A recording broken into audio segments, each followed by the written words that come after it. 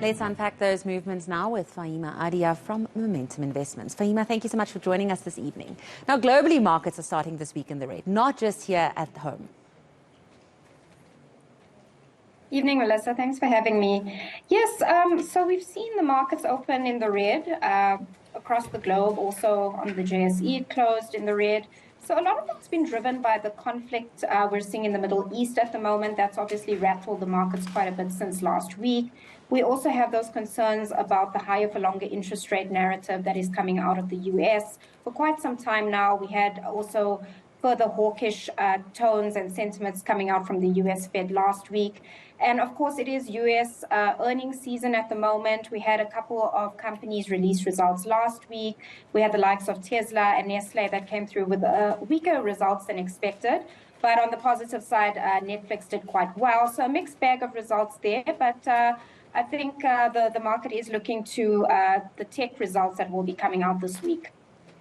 Now, back home, the JSE, Textainer's share price jumped by around 40%. Please tell us more about what happened there today. Yeah, so that news broke about the takeover from Stonepeak and therefore the delisting from the JSE and New York Stock Exchange.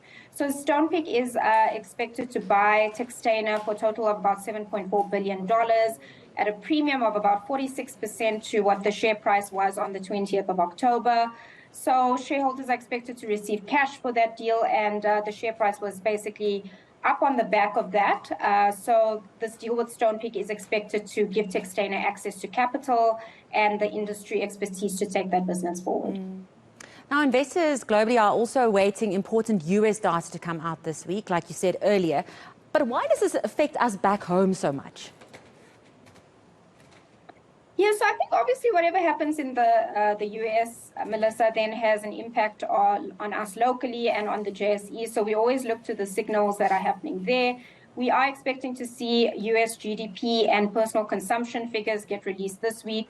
So it will provide some guidance for the Fed on how to proceed going forward based on what those numbers come out at. Economists are expecting the US GDP to grow by about 3.5% quarter on quarter.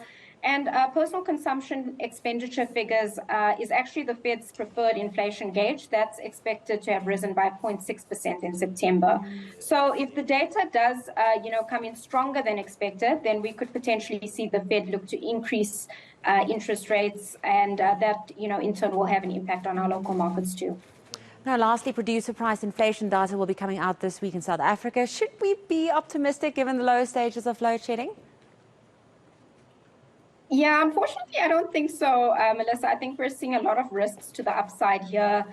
So the volatile rand in particular is expected to put pressure on that reading. So given that higher for longer interest rate narrative that is coming out of the US, that's obviously put pressure on the rand because of the strengthening dollar. And, we've had producers that have had to deal with a host of issues from electricity hikes to El Nino that is impacting the agriculture sector and food prices. Most recently, we've had the impacts of the avian flu, the shortage of poultry and eggs, which have also put upward pressure on that price. And then, of course, there's been a couple of fuel price hikes in September, which is also expected to then put some further upward pressure on that PPI reading. So we are expecting to see an increase in that reading. So unfortunately, I don't think we're out of the woods yet in terms of that inflation gauge. Thank you so much for your insights. That was Faheema Adia from Momentum Investments.